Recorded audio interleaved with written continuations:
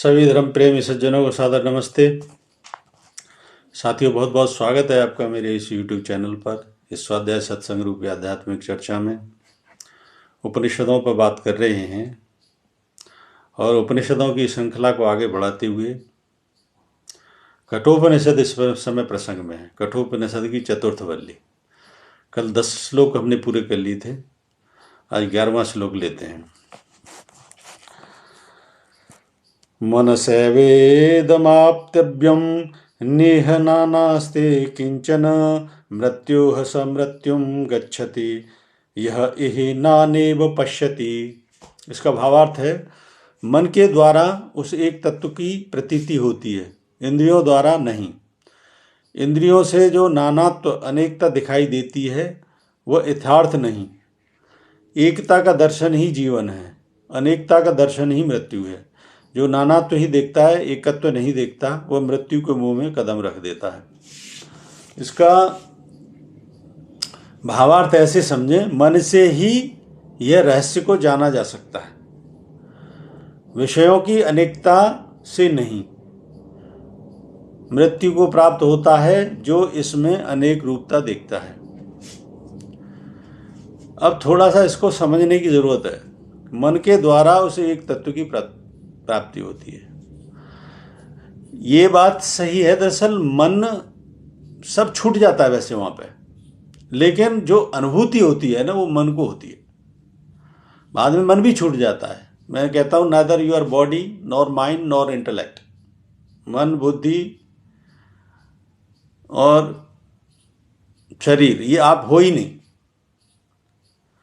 लेकिन क्योंकि मन सबसे सूक्ष्म है, मन से सूक्ष्म है आत्मा, तो जहां मन छूट जाता है वो थोड़ा सा अनुभूति का विषय होता है। सिर्फ वही उतना है भरी। समाधि में तो मन भी नहीं रहता।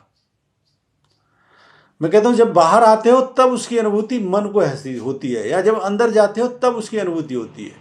अंदर जाना, जैसे इसमें कहा गया है कि इंद्रियों द्वारा नहीं, इंद्रियों से नहीं जाना जा सकता, यह तात्पर्य है।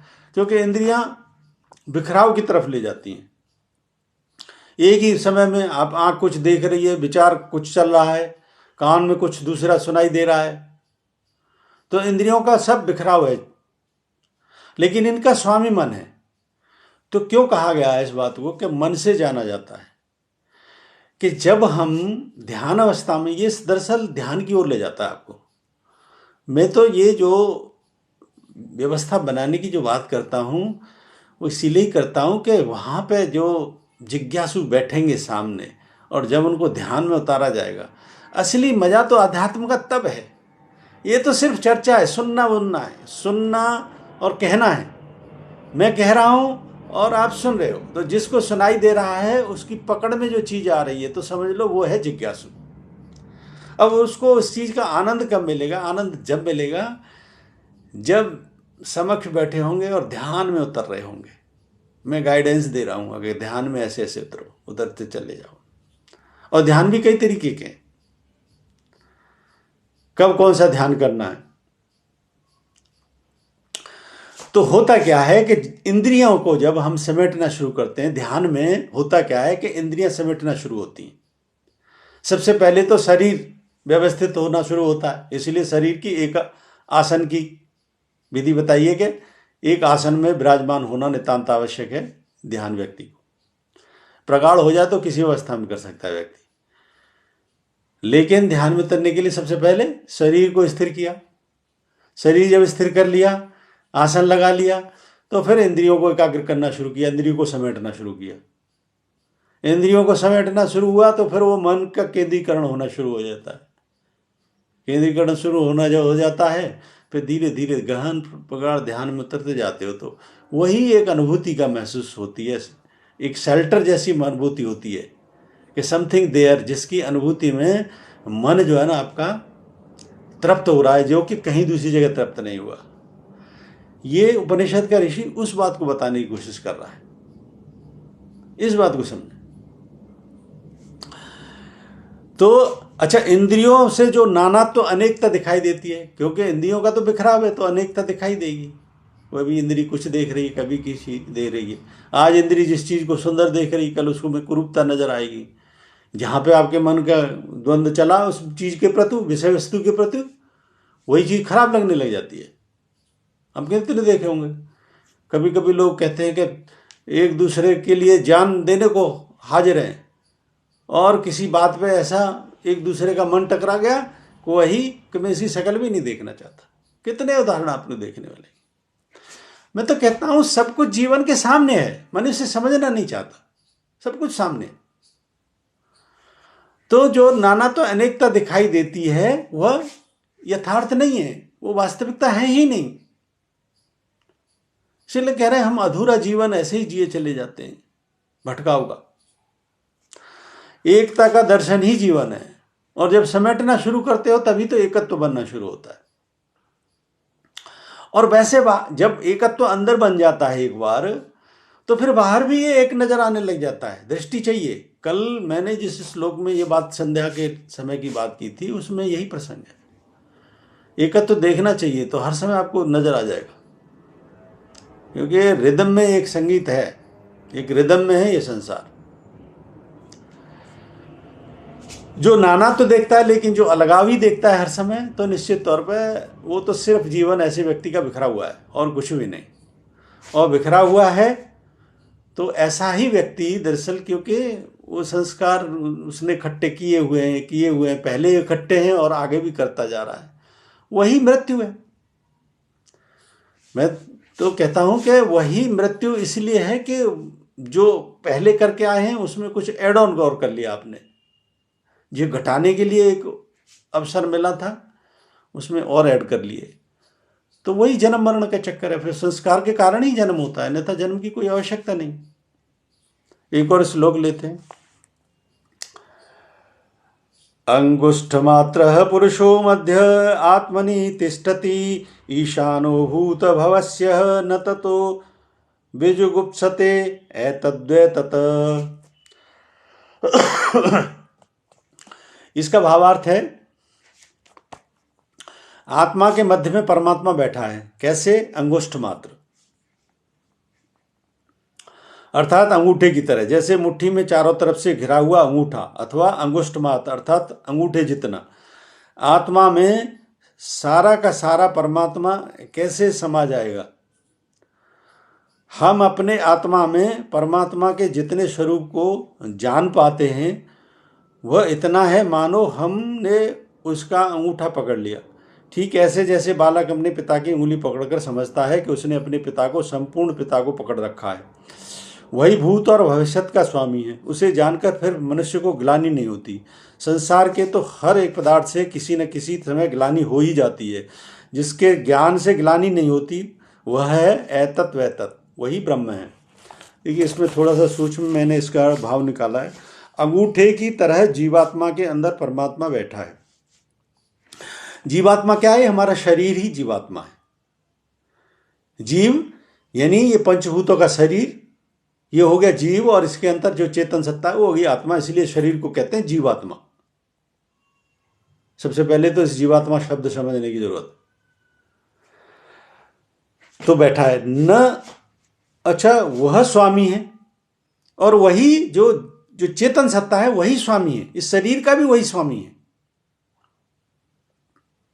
हमारे शरीर का जो हम मैं करते करते ये बकरियों की तरह मैंने मनाते आदमी जो करता है मैं आई एमनेस, ये मैंने मनाना कुछ भी नहीं है, ये कार्मिक अकाउंट है।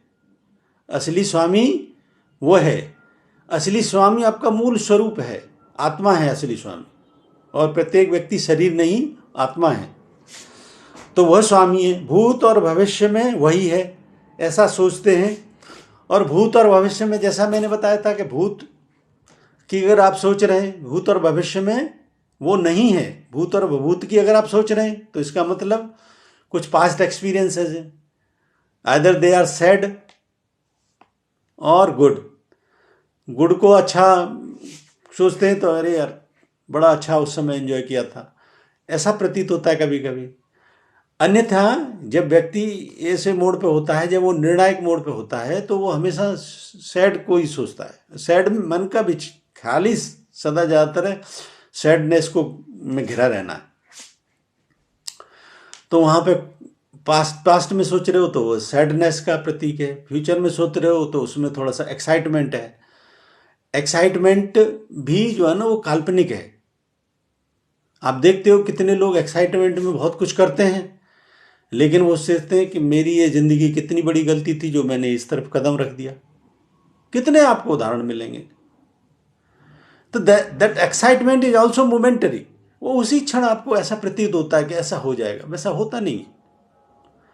ये जिंदगी में नथिंग इज लाइक दैट कि ऐसा हो ही जाएगा, ऐसा कुछ भी नहीं है। अगर जो होने की बात है तो वही है एतत् वैतत। वो परमात्मा यही है, अभी है, इसी समय है, उसको अनुभव करो। न तो वो पास्ट में है न फ्यूचर में है। अगर पास्ट की सोचोगे तो भी वो सैडनेस भरी है, और फ्यूचर की भी सोचोगे तो एक्साइटमेंट आज है। लेकिन एग्जाम्पल इसलिए मैंने बता दिया कि कितने सारे आपको एग्जाम्पल मिल जाएंगे, उन्हीं से प्रेरणा ले लो। समझदार व्यक्ति तो वही है जो दूर से देख के समझ जाए। ऐसा क्या कि जब जिस कदम राह में कदम रखे और उसमें जब अनुभव से गुजरे और फिर कुछ नहीं मिला, क्या फायदा। मैं तो कहता हूँ, मेरी तो चर्चा का उद्देश्य ही है कि मूल उद्देश्य है हमारा कि अपनी चेतना को जगाओ, चेतना को जगाना सीखो। चेतना जागृत हो गई तो इसके आनंद में डूबना सीखो। असली जीवन का मजा तभी है, अन्यथा सब जीवन व्यर्थ है। तो न तो वो पास्ट में है न वो फ्यूचर में है।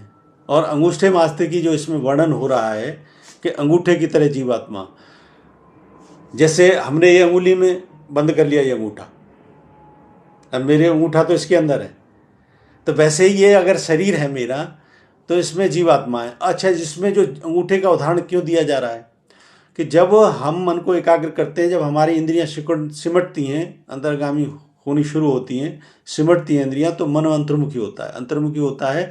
तो जैसे ही साम्य अवस्था आती है ना, तो जब कहते हैं ना धारणा ध्यान जो किया जाता है, धारणा ध्यान कहाँ किया जाता है?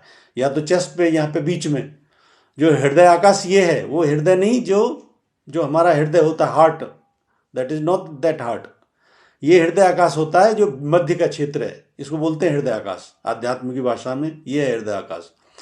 तो यहाँ तो धारणा ध्यान यहाँ पे करो। और धारणा ध्यान किस लिए किया जाता है? धारणा ही एक साधन है जो कि आपकी इंद्रियों को एकाग्र करता है। फिर अदरवाइज तो इंद्रियां सिमटती नहीं है, ये भागती रहती हैं। तो धारणा से सिमटनी शुरू होती है। तो या तो यहाँ किया जाता है या यहाँ आगे के चक्र पे किया जाता है। और यहाँ इनमें से किसी जगह पे पहुंच कर लिया, यहाँ पे साध लिया तो यहाँ पे सध जाएगा, यहाँ पे सध जाएगा तो ब्रह्मरंध्र में अपने आप पहुंच जाओगे, अपने आप। तो झंझट पालने की जरूरत नहीं है। मैं तो कहता हूँ एस्टेब्लिशमेंट बनवाओ। मेरे पास वो मजा है अध्यात्म का कि जिंदगी क्या है, कैसे खुशी से जी जाती है, ये सिर्फ मैं सिखा सकता हूँ, मेरे जैसा व्यक्ति सिखा सकता है, और किसी के बस की बात नहीं है। ऐर वगैरह की बस की बात नहीं है। ये जो मस्ती में जो डूबा है, मैं अभी भी मस्ती में डूबा हूँ, उनके बस की बात है। चलो तो सही इस मार्ग पे, दिल है तो आओ सामने खुल के, एक व्यवस्था बनाओ, फिर दिखाएगा ये एसपीआर क्या चीज है, क्या है जिंदगी का मजा, ले लो। कुछ नहीं है तो ये तुम्हारे कर्म है। मुझे उम्मीद है चर्चा पसंद आई होगी। पसंद आई है तो इसको वीडियो को लाइक करें, अधिक से अधिक इसको शेयर करें। शंका समाधान है, वैसे तो शंकाओं का समाधान करता हूँ मैं अपनी वाणी से, लेकिन फिर भी है कोई तो कमेंट बॉक्स में लिखें। बने रहें मेरे साथ, बने रहने के लिए बहुत बहुत धन्यवाद। ओम सब नमस्ते।